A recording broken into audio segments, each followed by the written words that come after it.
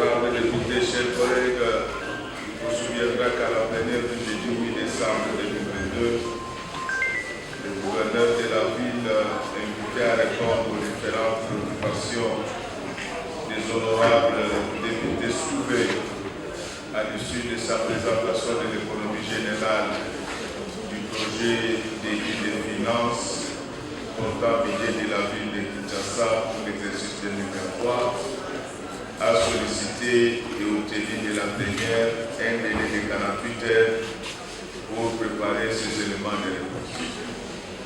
C'est ainsi que monsieur le gouverneur de la ville de ce jour s'acquittait de cette obligation. Ainsi, je lui accorde la parole pour ça. Pour vous présenter l'économie générale du projet de vie qui porte les budgets de notre ville de Kinshasa pour l'exercice 2023, l'honneur m'est choix, une fois de plus, de revenir devant cette prodigieuse tribune, à l'effet de donner des précisions, de fournir des réponses aux préoccupations soulevées par les députés. Face à cette obligation de redevabilité des institutions de notre ville, je me dois avant toute chose de rendre grâce à l'Éternel, Dieu Tout-Puissant, maître des temps et des circonstances, pour le souffle de vie dont il gratifie chacun de nous, lesquels permet de nous consacrer dans la paix et la quiétude à cette exaltante tâche qui vise le bien-être des Quinoises et Quinois. Après avoir rendu grâce à Dieu, permettez-moi de rendre des hommages les plus déférents à son Excellence M. Félix-Antoine Tshisekedi Tshilombo, président de la République, chef de l'État, lui qui a reçu l'onction divine de présider aux décidés de notre cher et beau pays, la République démocratique du Congo, afin de booster à l'émergence sociale et économique d'ici à l'horizon 2030. L'honnêteté intellectuelle oblige de reconnaître la pertinence des interventions des honorables députés qui se sont succédés à cette tribune. Cela témoigne à suffisance de l'intérêt que vous portez au bien-être des Quinoises et Quinois. Pour besoin de méthodologie et de compréhension, les interventions des honorables députés ont été regroupées en 4 ordres de préoccupation, à savoir 1. Les préoccupations d'ordre sécuritaire, des transports et du social. 2. Les préoccupations relatives au budget et finances. 3. Les préoccupations relatives à l'environnement. 4. Les préoccupations liées aux infrastructures et travaux publics, ainsi que les recommandations. Honorable Président, honorable membres du bureau, honorables députés, je vais à présent m'adonner à rencontrer les préoccupations des différents intervenants. Les préoccupations et recommandations d'ordre sécuritaire, des transports et du social, les honorables Jérémy Kala, Sami Kalonji, Magloire Kabemba, Jeff Kwamutu, Eric Lukula, Ifanga, Peter Kazadi, Ruffin Bayamoudila, Mbo Kazala, Lucie Sani Nsuru, Samba Tubis ont basé leurs interventions sur les matières suivantes.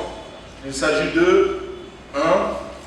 La hauteur des crédits prévus dans le projet de dit sous examen pour indiquer le phénomène Koulouna. À ce sujet, je confirme effectivement que le budget prévoit des crédits suffisants pour la lutte contre ce phénomène. Je ne prétends pas à l'éradication, mais à la lutte contre ces phénomènes, car d'une part, il faut renforcer l'efficacité de la police à accompagner les équipes provinciales dans cette lutte. D'autre part, il faut privilégier l'approche de la resocialisation des colonels. D'où l'importance de multiplier les sites de transit avant tout transfèrement et d'assurer la formation en qualité d'officier de policiers judiciaires de nos agents de terrain comme le bourgmestre, le chef de quartier, etc. Clin d'œil à l'honorable Peter Kazadi, en considération que l'officier de police judiciaire est un personnel de la justice. 2. L'arrêt de fonctionnement du centre de dialyse. Je précise qu'à l'avènement de mon gouvernement, ces centres étaient déjà en arrêt d'activité. Au regard de son importance, j'ai dépêché une mission à l'étranger avec la participation de votre institution pour l'achat des intrants pour sa relance. Malheureusement, les effets des confinements consécutivement aux opératifs de gestion de la Covid-19 n'ont pas favorisé l'approvisionnement en intrants. Pour le moment, les démarches ont été reprises pour la relance de ces centres de dialyse. 3. Les soutiens à la gratuité de l'enseignement et la couverture de la santé universelle pour le gouvernement provincial. La gratuité de l'enseignement primaire prônée par le chef de l'État est effective dans toutes les écoles primaires publiques dans le 5 provinces éducationnelles de la ville de Kinshasa. Depuis 2019, aucun frais n'a été fixé par votre gouvernement, ce qui justifie l'afflux des élèves dans les écoles publiques de la ville de Kinshasa. À notre niveau, il y assure le suivi de toutes les orientations en rapport avec cette gratuité et j'ai même mis en place par arrêté un comité de suivi de la gratuité chargé d'identifier et de recadrer tout dérapage. S'agissant du volet accompagnement, il y a lieu de noter que quelques écoles primaires continuent de bénéficier de l'appui du Trésor urbain en termes de matériel didactique, cahiers et manuels scolaires, sans oublier la réhabilitation de quelques écoles dans la ville. S'agissant de la couverture santé universelle, je vous informe que 5 établissements ont été créés pour accompagner la mise en œuvre de la couverture santé universelle, à savoir 2. Le Fonds de promotion de la santé. 3. L'Institut national de santé publique. 4. L'Agence nationale du numérique de la santé. 5. L'autorité de régulation de la couverture de la santé universelle. Les animateurs de ces différents établissements sont déjà nommés par ordonnance présidentielle, tandis que nous attendons le démarrage effectif de ces derniers qui auront des directions au bureau au niveau des provinces. Dans la ville de Kinshasa, la présidence du comité provincial de pilotage de la couverture santé universelle sera le gouverneur de la ville. C'est pour dire, honorable député, que votre gouvernement va jouer un rôle très important dans cette nouvelle vision du chef de l'État.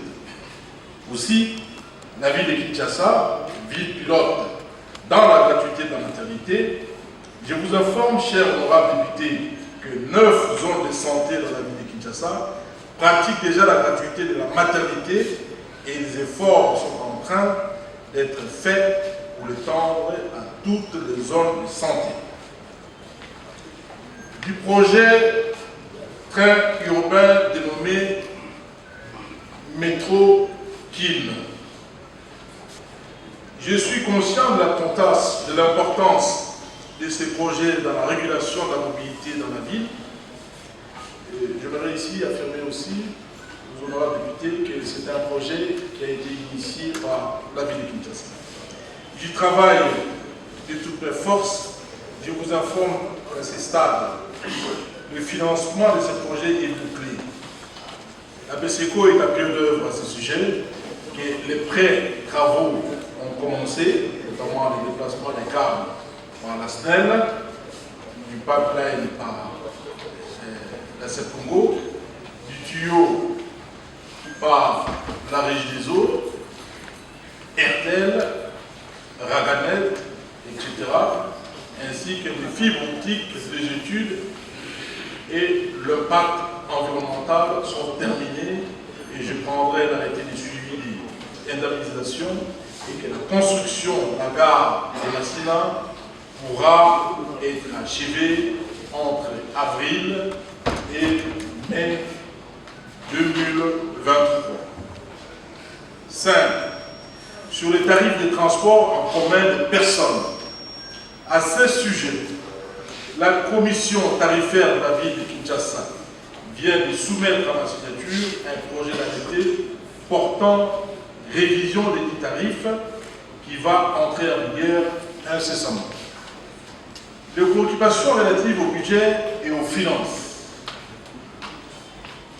Et exprimant leurs préoccupations dans ces domaines, les honorables députés Isombe, Sami Kalonji, Jeff Kwamuntu, Peter Kazaki, Kiange Beni, Magloire Kapemba et Armand Ifukiedo se sont tour à tour appesantis sur l'absence des crédits prévus pour la lutte anti-érosive. À ce sujet, permettez-moi de rassurer les honorables députés que les dépenses relatives à la lutte anti-érosive sont prises en charge par le pouvoir central en raison de l'importance des coûts qu'elle occasionne. C'est-à-dire que les érosions sont des travaux d'envergure qui sont de l'apanage du gouvernement central. Les actes activés dont le rendement reste nul au cours de l'exécution du budget au premier semestre de l'exercice 2022, notamment les recettes sur la vente de la vignette, des plaques minéralogiques et celle de la taxe conventionnelle de reconstruction. Sur ce point, je voudrais féliciter la prévoyance des honorables députés précités pour leur sens élevé d'analyse. Cependant, j'affirme effectivement que les trésors européens avaient comptabilisé les recettes de l'ordre de 730 583 894 000 pour les vignettes. Ce montant est renseigné dans les fiches d'analyse des recettes à votre disposition. Au niveau du rapport sur l'exécution du budget au premier semestre, l'absence de ces statistiques résulte d'une erreur de transcription, tout en rassurant que la correction sera faite sur ce document. C'est pourquoi je sollicite aussi votre indulgence. Des recettes d'étalage du marché Lutula en rapport avec la recommandation formulée dans votre auguste assemblée, je voudrais préciser que l'espace occupé par le vendeur de l'espace dénommé Lutula est inapproprié pour y ériger un marché. Ce qui est actuellement observé résulte d'une situation temporaire de l'occupation de cet espace par le vendeur pirate en attendant la fin des travaux du marché central. Entre-temps, les recettes perçues à cet effet sont gérées et affectées à l'assainissement du budget par un comité de crise qui a été mis en place. De la contre-performance des services émergents au budget annexe de la ville. Effectivement, je suis conscient de cette faiblesse, c'est pourquoi je viens d'instruire le coordonnateur de la brigade antifraude d'en assurer une patrouille financière permanente et me faire régulièrement rapport. De la répartition des recettes d'intérêt commun allouées aux communes. Je voudrais préciser que la situation des faits tels que repris dans le budget résulte de la difficulté d'organiser avec un support informatique adéquat les statistiques des recettes effectivement retrouvées par service initiateur et par commune pour fixer définitivement la capacité contributive de chacune des communes. Pour éviter les disparités avec l'usage de deux critères, à savoir la superficie et la démographie, nous avons opté pour l'approche du forfait équitable à toutes les communes en attendant que la ville soit fixée sur les données devant lui permettre d'évaluer la capacité contributive de chaque commune afin d'agir dans le respect de la loi. Du transfert aux entités territoriales décentralisées, ETD en cycle. Je voudrais apaiser particulièrement l'honorable Armand qu'il s'agit là d'une mission involontaire. En effet, chaque commune a droit à une certaine quantité sur les recettes d'intérêt commun. À ce sujet, le budget prévoit globalement des crédits de l'ordre de 9 milliards de francs congolais à raison de 375 millions par commune. Ces crédits sont logés au ministère des Finances dans la grande rubrique transfert et intervention, et plus précisément transfert aux communes. Des attentes de communes de Massina, Kimbanseke et Maloubou. Je voudrais à ce sujet informer les honorables députés que chaque action entreprise dans la ville diffuse son impact sur l'ensemble des communes de la ville. Pour vous édifier et à titre d'exemple, la finalisation du projet Métroquine qui aura des effets directs, indirects, voire induits sur le vécu quotidien de la population, de même Massina, Kimbanseke et Maloubou. Je tiens à signifier que les études de faisabilité des projets de construction de la route Matankoumou et du pont entre Kingaboua, le pont qui va relier la commune de Libété et celle de Massina, lesquels va déboucher sur l'avenue Koulumba, sont achevés et n'attendent que le financement. Ce pont servira de deuxième voie vers l'aéroport de Ndji. De l'importance des crédits alloués aux différents services du ministère de la Justice.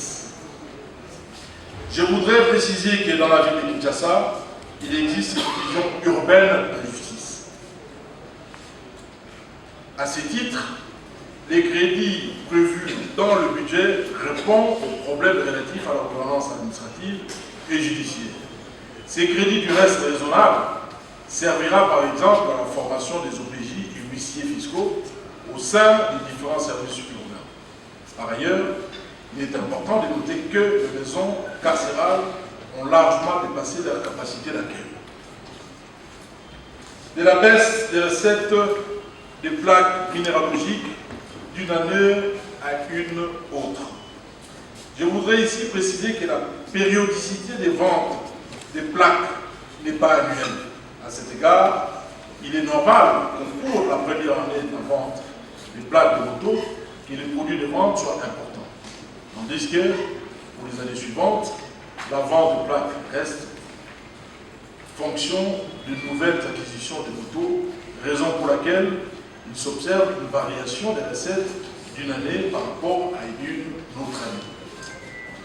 De la destination des produits des Minerval des établissements médicaux, c'est l'unique taxe reconnue au secteur de l'enseignement primaire et secondaire, avec les produits des agréments des écoles. Les recettes qui en résultent sont collectées et gérées par le Fonds de promotion de l'éducation nationale, FPN en sigle. Le fonds ainsi collecté sert à divers appuis, aux écoles notamment, l'octroi de bancs, surtout dans le cadre de la campagne Pas une école sans banc. Je voudrais ici informer que plusieurs écoles de la Tcham, Lukunga et Moamba avaient bénéficié de bancs au cours de l'année passée, pour certaines, et cette année aussi pour d'autres. de préoccupations relatives à l'environnement et l'aménagement urbain. Les honorables Lokula, Bayamundila Ruffin, Oumé, Samba Clovis, Magloire Abemba se sont préoccupés sur l'assurance quant à la rétrocession de la part des villes sur les recettes à caractère national pour assurer la prise en charge de l'opération Kinshasa-Bopeto et l'ambition de votre gouvernement. À ce sujet, je reconnais que le pouvoir central éprouve des difficultés pour l'effectivité de la décentralisation financière, notamment en raison de la modicité des recettes publiques par rapport aux besoins. Point de besoin de rappeler aux honorables que les besoins sont illimités, tandis que les ressources sont limitées. Qu'à cela ne tienne, avec le leadership de son Excellence, Monsieur le Président de la République, nous sommes témoins des efforts de maximisation des recettes du Trésor public qui augmentent sensiblement la taille du budget du pouvoir central. J'ai fermement l'espoir que la part des provinces, y compris celle de la ville de Kinshasa en particulier, leur sera transférée pour leur permettre de répondre à leurs besoins prioritaires. Sur l'efficacité de l'opération Kinshasa-Bopeto, je voudrais ici préciser que l'efficacité de Kinshasa-Bopeto suppose la résolution de deux contraintes majeures. La première est d'ordre social et culturel, tandis que la seconde est d'ordre financier. En effet, Kinshasa-Bopeto est d'abord un défi à relever pour le changement de mentalité qui a besoin de continuer à se consolider avec le temps. Changement de mentalité dans le système de collecte et de gestion des déchets dans la ville de Kinshasa. Point de besoin de rappeler ici que les habitudes de notre population sont encore loin de faciliter une gestion efficiente des ordures et autres déchets. Face à cette difficulté, nous avons mis en place un système tel que toutes les communes sont dotées d'une coordination Kinshasa-Bopeto et des quartiers aussi. Un grand travail de formation est en cours avec les chefs de rue en vue de leur donner des outils intellectuels et matériels capables de les soutenir dans la sensibilisation de porte à porte. Une première promotion composée de 120 chefs de rue ont achevé leur formation en tant qu'OPJ dans l'optique de coupler la sensibilisation et la coercition.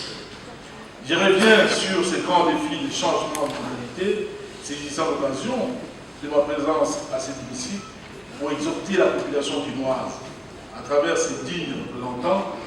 Kinshasa-Bopeto continuera avec tout son bonhomme de chemin jusqu'à son but ultime.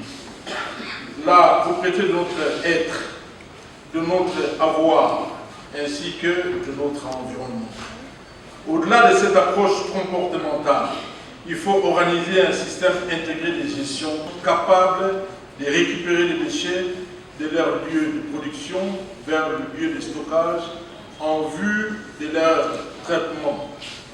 Il s'agit d'un programme d'évacuation des immondices dans le point de collecte des immondices et des stations de transfert des immondices des communes à forte production de déchets en se servant des stations relais d'immondices, afin de réduire sensiblement l'entreposage permanent des déchets par l'augmentation de la fréquence de rotation. Je rappelle ici que le tissu urbain de la ville de Kinshasa est long de pratiquement 2000 km. Pour une population de plus de 15 millions d'habitants, comme notre ville, il faut compter une production de 12 000 tonnes de déchets par jour.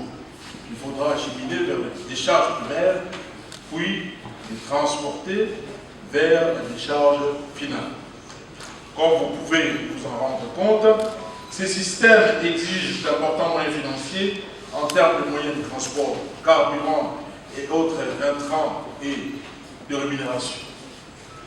Il n'est un secret pour personne, la ville bénéficie que d'une subvention moyenne de l'ordre de 2 millions de dollars américains mensuels est irrégulièrement versée.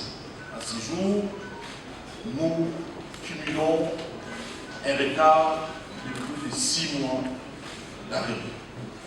Les projets Al-Barak, dont le début des travaux sont prévus en début janvier, nous permettra l'aménagement et l'exploitation des décharges finales, l'évacuation des déchets solides des points de transfert à la décharge finale, etc. Pour ma part, je note que Kinshasa-Bobeto reste un défi à relever par tous et pour tous en termes de changement de mentalité et de mobilisation de moyens techniques et financiers.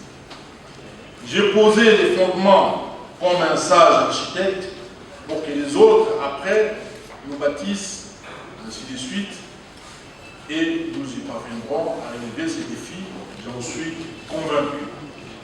Sur la construction d'une usine de traitement des eaux usées en face du palais du peuple, de l'avis des experts, ces projets partenaires, après les études d'impact environnemental et d'aménagement urbain, la mise en œuvre de ces projets à cet endroit précis ne devrait poser aucun problème. Les honorables députés, je déclare clos le débat général. Ainsi, je pose la question traditionnelle suivante. Pouvons-nous déclarer recevable les projets de liste sous examen? Veuillez les manifester. Ils sont beaux. Ils sont contre. Abstention. Les projets de liste de finances.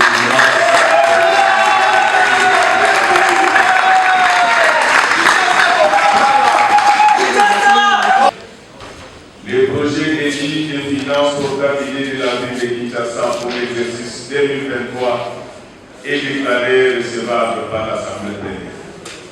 Il sera envoyé à la Commission économique et financière pour examen approfondi. Au nom des membres du bureau, à celui des honorables députés et au bien-fort, je félicite M. le gouverneur ainsi que les membres de l'exécutif provincial pour le travail abattu. De manière réciproque, je vous souhaite également et de manière anticipative nos vœux les meilleurs pour l'année 2023, qu'elle ne soit pas seulement scintillante, mais qu'elle soit aussi brillante pour votre action gouvernementale. Je félicite également les honorables députés pour leur participation active aux travaux.